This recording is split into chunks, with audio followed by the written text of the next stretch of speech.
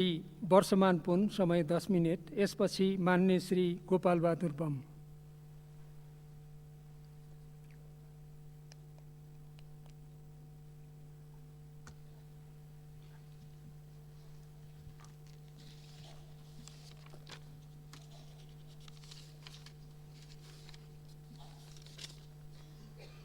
सम्माननीय सभामुख महोदय, माननीय अर्थमन्त्रीजीले विनियोजन विधेयक 2079 को सिद्धान्त र प्राथमिकता जो प्रस्तुत गर्नुभएको छ त्यसमाथि आफ्नो संक्षिप्त टिप्पणीको लागि यहाँ उपस्थित भएको छु। नेपाली जनताको ऐतिहासिक सङ्घर्ष र बलिदानपछि मुलुकले ठुलो राजनीतिक परिवर्तन हासिल गरेको छ। मुलुक तीन तहको हाम्रो आफ्नो मौलिकता सहितको सङ्घीय संरचनामा गएको छ। यस परिप्रेक्ष्यमा राज्यबाट जनताले अपेक्षा पनि धेरै गरेको अवस्था छ। राजनीतिक परिवर्तन हासिल भएकोले अब राजनीतिक दलहरूको राज्य संयन्त्रको प्राथमिकता आर्थिक रूपान्तरणमा अघि बढ्नुपर्ने रहेको छ। विश्वव्यापी रूपले फैलिएको कोभिड-19 त्यसको महामारी, त्यसको आर्थिक क्षेत्रमा परेको प्रभाव र अहिले चलिरहेको रुस युक्रेन युद्धबाट विश्वको उत्पादन र आन्तरिक संरचना आपूर्ति प्रणालीमा विश्वको उत्पादन र आपूर्ति प्रणालीमा गम्भीर धक्का सिर्जना भएको छ। त्यसबाट नेपाल पनि हामी अछुतो रहेका छैनौँ। महामारी, विश्व परिवेश र आन्तरिक संरचनात्मक समस्याका कारण हाम्रो मुलुकको अर्थतन्त्रमा देखा परेका चुनौतीहरूलाई सामना गर्दै दिगो र समावेशी आर्थिक सामाजिक विकास हासिल गर्न आगामी वर्षको बजेट केन्द्रित हुनुपर्दछ। माननीय अर्थमन्त्रीजीले संसदमा प्रस्तुत गर्नुभएको विनियोजन विधेयक 2079 को बजेटका सिद्धान्तको रूपमा 10 वटा बुँदाहरू समावेश गरिएका छन्, जुन अत्यन्त सान्दर्भिक र आजको आवश्यकता अनुरूप रहेका छन्। सङ्घीय प्रणालीको सुदृढीकरण गर्ने, समष्टिगत आर्थिक स्थायित्व हासिल गर्ने, समाजवाद उन्मुख अर्थतन्त्रको निर्माण गर्ने, सन्तुलित र समावेशी आर्थिक विकास गर्ने, आत्मनिर्भर अर्थतन्त्रको निर्माण गर्ने र सामाजिक न्याय कायम गर्ने जस्ता विषयहरू नै आजका हाम्रा प्रमुख एजेन्डाहरू हुन्, जुन बजेटका सिद्धान्तको रूपमा आएका छन्। आगामी बजेटले कृषि, उद्योग, पूर्वाधार, ऊर्जा, सामाजिक क्षेत्रको विकास, पर्यटन क्षेत्रको पुनर्स्थापना, पुनरुत्थान, सामाजिक सुरक्षा, जलवायु परिवर्तन र अन्तर्राष्ट्रिय सम्बन्ध र साझेदारी लगायतका विषयहरूलाई प्राथमिकतामा राख्ने उल्लेख गरेको छ, जुन उपयुक्त नै देखिन्छ। यसको लागि म माननीय अर्थमन्त्रीजीलाई हार्दिक धन्यवाद तथा आभार व्यक्त गर्दछु र साथै म केही थप टिप्पणीहरू पनि यहाँ प्रस्तुत गर्न चाहन्छु। सम्माननीय सभामुख महोदय, विधेयकमा प्रस्तुत गरिएका विषयवस्तुहरूमा विद्यमान संविधान, सरकारी नीति तथा योजनाका दस्तावेजहरूमा उल्लेख भएका कुराहरू नै परेका छन्, जसबाट बजेटले नीतिगत र लक्ष्यगत एकरूपता र निरन्तरतामा जोड दिने देखिन्छ।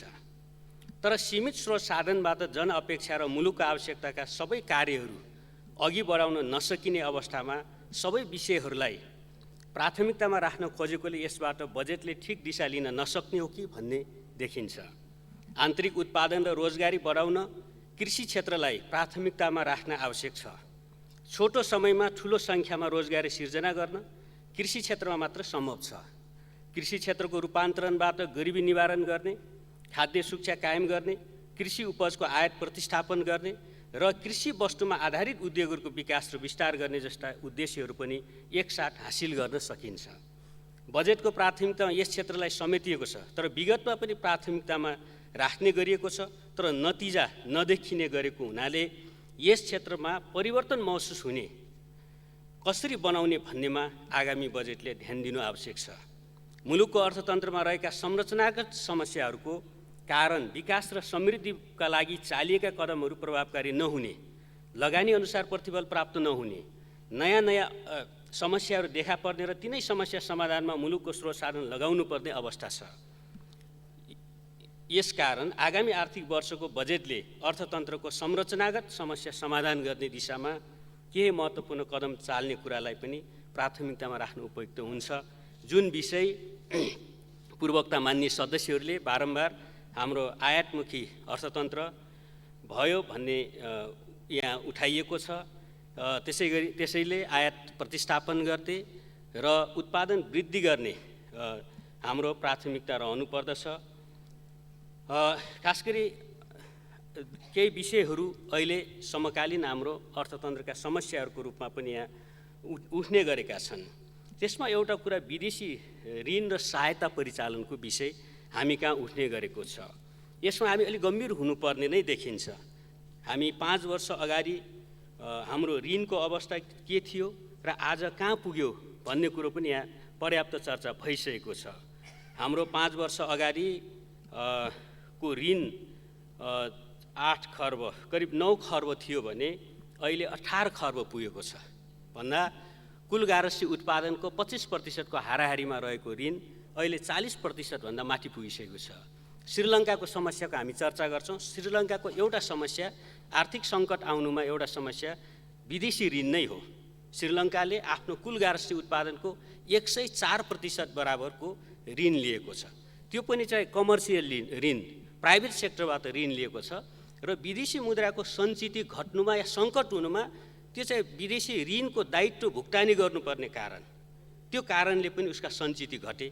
आन्तरिक रूपले भन्दा पर्यटनमा आधारित उसको चाहिँ अर्थतन्त्र थियो, कोभिडका कारण पर्यटकहरू घटे। त्यसै गरी चिया र खास गरी कफी निर्यात गर्थ्यो, त्यो चाहिँ निर्यात घटेर गयो र अहिलेको खास गरी श्रीलङ्काको अर्थतन्त्रमा समस्या आएको छ। हाम्रो अलिकति मिल्दोजुल्दो भनेको हाम्रो ऋणको मात्रा बढेर गएको छ।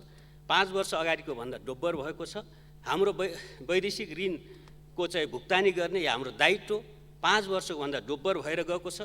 हाम्रो विदेशी मुद्राको सञ्चिति घटेर, यसकारण एउटा कारण यो पनि हो कि घटेर गएको छ। त्यसै गरी आयात प्रतिस्थापनका हाम्रा योजनाहरू छन्। निर्यात बढेर गएको छ विगतभन्दा।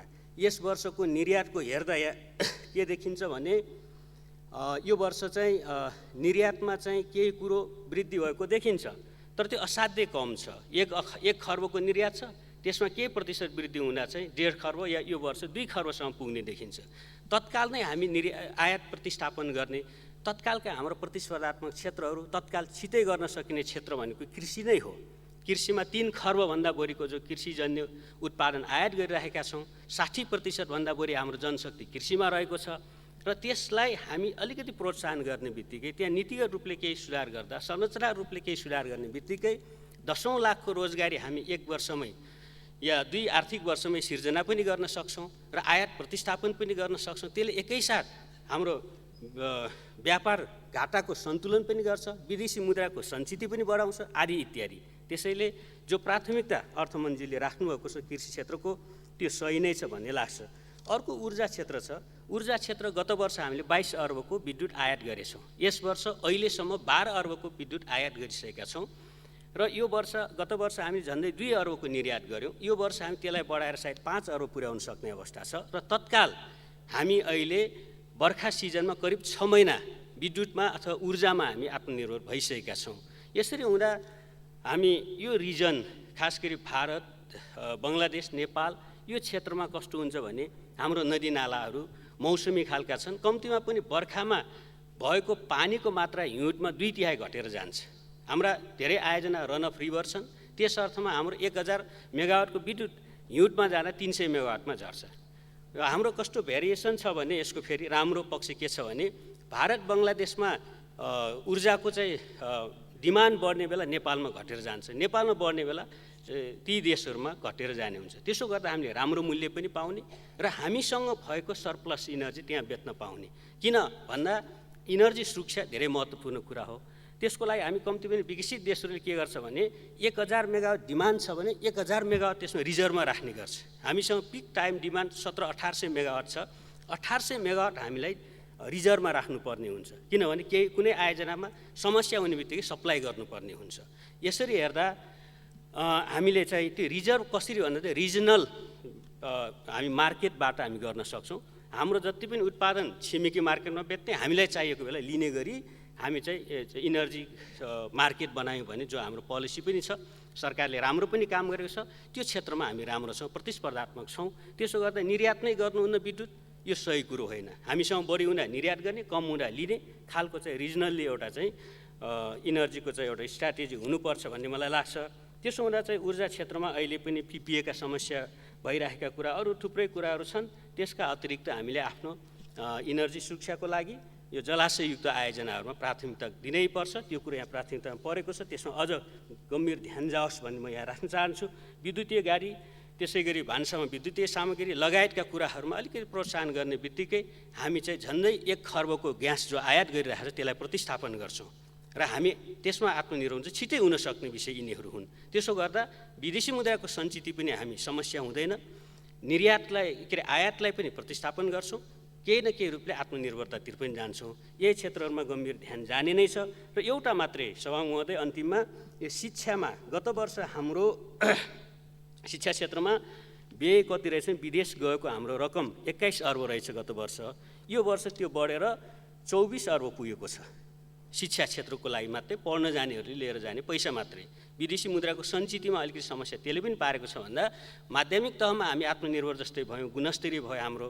अब विश्वविद्यालय स्तरको शिक्षाले गुणस्तरीय बनाउने बित्तिकै हाम्रो शिक्षाको गुणस्तर बढ्छ। दोस्रो कुरो चाहिँ हाम्रा विदेशी मुद्राका चाहिँ सञ्चित लगायतका धेरै कुरा एकैसाथ सुधार गर्छ। यस खालका हामी चाहिँ रणनीतिक क्षेत्रहरूमा सरकारको ध्यान जानेछ, आगामी बजेटमा यही क्षेत्रमा ध्यान जानेछ भन्ने कुरो राख्दै बिदा हुन्छु। धन्यवाद।